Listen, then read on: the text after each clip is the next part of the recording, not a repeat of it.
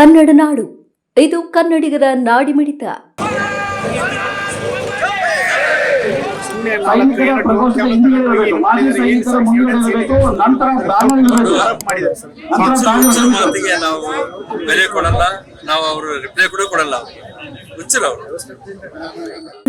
ಏನು ಮಾಜಿ ಸೈನಿಕರ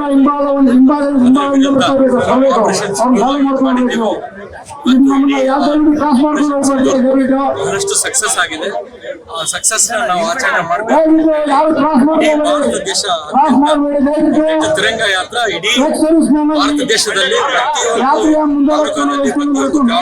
ನಡೀತಾ ಇದೆ.